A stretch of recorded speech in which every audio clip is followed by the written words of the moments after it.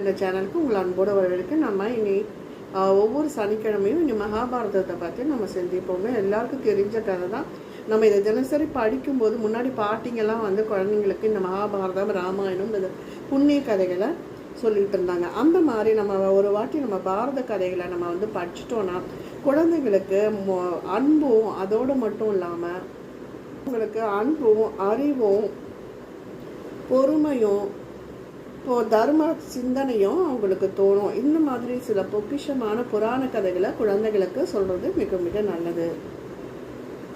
First Mahabharatam எப்படி தோன்றியதுன்னு சொல்லலாம்.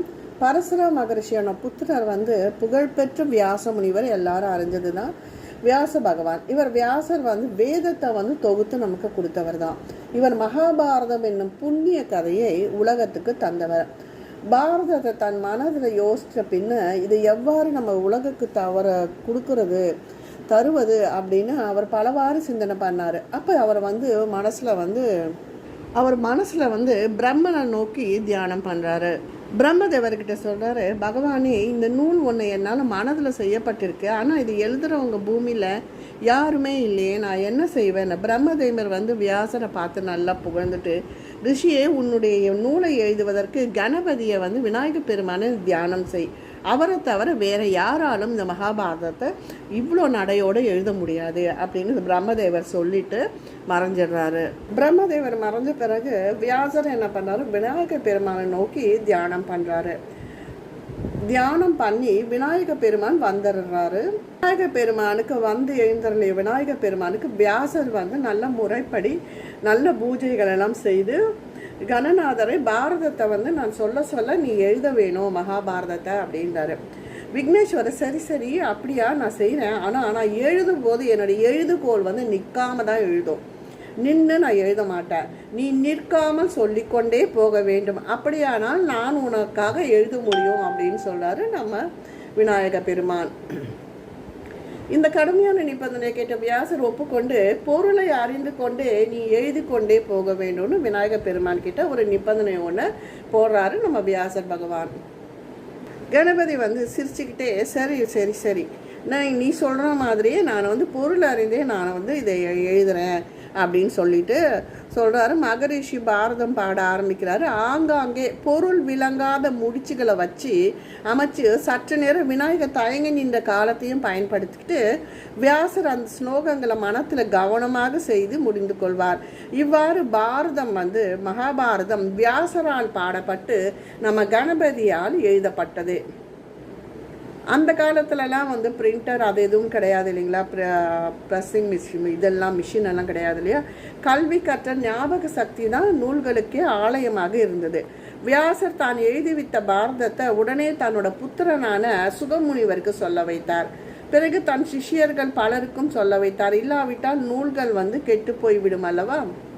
இப்படியே இந்த மகாபாரத நூல் ஒவ்வொருவருக்கா பரவுது. தேவர்களுக்கும் மகாபாரதம் சொன்னவர் நாரதர், கந்தவர்களுக்கும் ராட்சசர்களுக்கும் யக்ஷர்களுக்கும் சுகர் சொன்னார் என்றும் கதை. மனித லோகத்துக்கு பாரதத்தை சொன்னவர் வியாசருடைய முக்கிய சீலரும் தர்மசீலருமான வித்வானுமான வைசம்பையானார் என்பது பிரசித்தம்.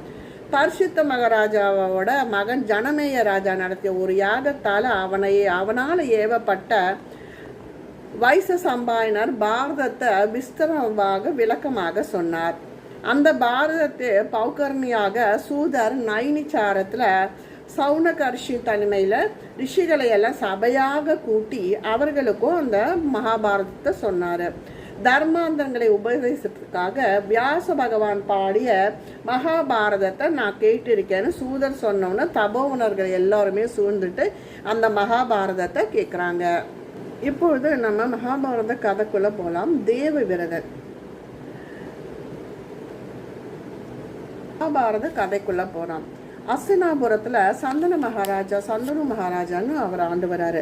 அவர் ஒரு நாள் நதிக்கரையோரம் போயிட்டுருக்காரு. போகும்போது அந்த கங்கை நதியானது தான் அங்கே பிரவாகம் எடுத்து போயிட்டுருக்கு. அந்த கங்கை நதியில் மானிட உருவத்தில் கங்கா வரா. அதை பார்த்தோன்னே சந்தனு மகாராஜா அவர் அழகை கண்டு மோகித்து மகாராஜா கேட்குறாரு, என்னுடைய ராஜ்யமும் எனக்கு இருக்கிற பணமும் எல்லாமே என் உயிரும் உன்னை சார்ந்தவை, உன்னை யாசிக்கிறேன், என்னை திருமணம் பண்ணிக்கோ அப்படின்னு. அவள் சொல்கிறான், நான் ஒரு கங்கை நதின்றான், நீ யாராக இருந்தாலும் எனக்கு மனைவியாக வாய் அப்படின்னு சொல்கிறான். பூபதியான நானே மகிழ்ச்சி ஆவேன். அப்போ இவ சொல்கிற கங்கா சொல்கிறா, நானே மகிழ்ச்சி ஆவேன், ஆனால் நீயாவது வேறு யாராவது என்னை பற்றியோ உன்னை நான் திருமணம் பண்ணிக்கிறேன், ஆனால் நீயோ இல்லை மற்றவங்க யாரும் என்னை பற்றியோ என் குலம் என்னது பற்றியோ நீங்கள் சமயத்துலேயும் கேட்கக்கூடாது, எந்த சமயத்துலையும் கேட்கக்கூடாது. நல்லதோ கெட்டதோ நான் என்ன செய்தாலும் நீங்கள் தடுக்கக்கூடாது. என் மேல் எந்த காரணத்தை கொண்டும் கோபிக்கக்கூடாது. என் மேலே நீங்கள் கடுமையான சொற்களை பிரயோகிக்கக்கூடாது. அப்படின்னு இந்த மாதிரி நீங்கள் நடந்தீங்கன்னா நான் இந்த இடத்த விட்டு உடனே போயிடுவேன். இது உங்களுக்கு சம்மதமா அப்படின்னு கேட்குறான். சந்தனு மகாராஜாவும் அவளுக்கு ஏற்ற மாதிரி வரங்களை கொடுத்துட்றான். அவன் மேலே இருந்த மோகத்தால் அவன் அந்த வரத்தை கொடுத்துட்றான். கங்கையும் நம்ம சந்தனு மகாராஜாவும் ரொம்ப சந்தோஷமாக மகிழ்ச்சி கடலில் கங்கையும் அவனும் ராஜாவும் வாழ்ந்து வராங்க. சந்தனு மகாராஜாவோட வாழ்ந்த கங்காதேவி நிறைய குழந்தைங்களை பெற்றெடுக்கிறாள். ஆனால் அந்த குழந்தைங்க ஒவ்வொன்றும் பிறந்ததும் கொண்டு போய் பிரவாகத்தில் போட்டுட்டு வந்துடுறா. போட்டுட்டு சிரித்துக்கிட்டே மறுபடியும் கங்காதேவி அரசங்கிட்ட வருவான். இந்த அருவருப்பான இந்த செயலை பார்த்தோன்னே சந்தனு மகாராஜாவுக்கு ரொம்ப வியப்பும் கோபமுமாக வரும். ஆனால் தான் இது கொடுத்துருக்கோமே, அவளுக்கு சத்தியம் பண்ணி கொடுத்துருக்கோமே அப்படின்றதுக்காக சொல்லாமல் பொறுத்துக்கிட்டே இருக்கா. இவ யார், எங்கேருந்து வந்தா, பேய் பிசாசுகளை போல் நடந்துக்கிறாளே, பெத்த குழந்தைய கொண்டு போய் பிரவாகத்தில் போடுறாளேன்னு அடிக்கடி மனசில் எண்ணுவான். ஆனால் திறக்க மாட்டான். 7 குழந்தைகளை இவ்வாறு கொண்டாள். 8வது குழந்தையும் பறந்தது. ஆனால் அதையும் அவள் கங்கையில் கொண்டு போய் போடுறதுக்கு போகும்போது சந்தனு மகாராஜா பொறுக்கலை. என்ன சொல்ல, நீ ஏன் இந்த பாப செயலை அடிக்கடி இந்த மாதிரி செய்கிற, பெற்ற பிள்ளைகளை ஏன் இவ்வாறு காரணமின்றி கொள்கிறாய், இந்த இழிவான காரியம் உனக்கு தகாதுன்னு அவளை தடுக்கிறான். உடனே அவள் சொல்கிறா, மகாராஜாவே நீ மறந்துட்ட, எனக்கு சத்தியம் செஞ்சு கொடுத்தா மறந்துட்ட, புத்திரனோட விருப்பம் கொண்டவனே, இனி நான் உனக்கு நான் தேவையில்லை, நான் போகிறேன், நான் என் மகளை கொல்லவில்லை, நான் யார் என்பதை இப்போது அறிந்து கொள். ரிஷிகளும் முனிவர்களும் போற்றி வரும் கங்கா நதியோட தேவதை நான். வசிஷ்டர் சாபத்தால் அஷ்டவசுக்கள் மானிட உலகில் பிறக்க வேண்டியிற்று. அதனால் அவர்களை பெற்றேன். மனித உலகத்தில் அவதரிக்க நேரிட்டது. அவர்களுக்காக நான் தாயாக இருக்க வேண்டும் என்று அவர்கள் வேண்டிக் கொண்டபடி நான் அவர்களை உன்னிடமிருந்து பெற்றேன். மானிட உலகத்தில் சிறப்பு வாய்ந்த உன்னை தகப்பனாக அவர்கள் பெற்றதும் நல்லதே. அஷ்டவசுக்களை மக்களாக பெற்ற நீயும் உயர்ந்த லோகங்களை அடைவாய். இந்த கடைசி குழந்தைய நான் கொஞ்ச காலம் வளர்த்து உன்னிடம்தான் ஒப்படைப்பேன். எனக்கு கொடுக்கப்பட்ட தனமாக நீ இந்த புத்திரனை பெறுவாயாகன்னு அரசனுக்கு சொல்லிட்டு மறைஞ்சிடுறான் கங்காதேவி. அந்த குழந்தை தான் பீஷ்மர். பாண்டவ கௌரவ குலங்களுக்கு பிதாமகர், கங்கையின் மைந்தன் பிதாமகர் பிறப்பெடுக்கிறார். ஒரு நாள் அஷ்டவசுக்கள் தன் மனைவிமார்களோடு வசிஷ்டர் ஆசிரமத்தில் இருந்த மலைச்சாரக்காரர்கள் குன்றுலெல்லாம் வனங்களில் சஞ்சாரித்து சுற்றி வர விளையாடிக்கிட்டே இருந்தாங்க. அப்போது அவர்களை ஒருவன் வசிஷ்டருடைய பசு நந்தினி அங்கே மேய்ந்து கொண்டிருப்பதை பார்த்து அதன் அழகையும் அந்த திவ்ய மங்களகரத்தையும் பார்த்து அதிசயித்து தன்னோடு இருக்கிற வசுக்களின் தேவிமார்களுக்கு காட்டினான். அவர்கள் எல்லோரும் ஒருவருக்கு மேல் ஒருவர் வசிஷ்டருடைய பசுவோட அழகை பார்த்து வியந்து பேசிக்கிட்டே இருக்காங்க. அவர்களை ஒருத்தி அந்த பசு தனக்கு வேண்டும் என்று தன் கணவனை கேட்டார். தேவர்களாகிய நமக்கு பசுவின் பால் எண்ணத்துக்கு, பசு வசிஷ்டர் முனிவருடையது, இந்த தபோவனத்திற்கு அவர் உடையவர், இந்த பாலை குடித்த மன்னர்கள் பாக்கியம் பெறுவார்கள், தேவர்களாகிய நாம் அடைய வேண்டிய நன்மை ஒன்றுமில்லை என்று வசிஷ்டரின் கோபத்துக்கு ஆளாவோம் என்று வசு தன் மனைவியின் கோரிக்கையை மறுக்கிறான். ஆனால் அவள் மனுஷ லோகத்தில் எனக்கு ஒரு பிரியமான தோழி இருக்கிறாள், அவளுக்காக நான் இதை கேட்கிறேன். வசிஷ்டர் வனத்துக்கு திரும்பி வருவதற்குள் பசுவை நாம் கொண்டு போவோம், நீ எனக்காக இதை செஞ்சு தீரணும், எனக்கு இதை விட மேலான பிரியம் எதுவும் இல்லை என்று தன் புருஷனை அவள் வற்புறுத்தினான்.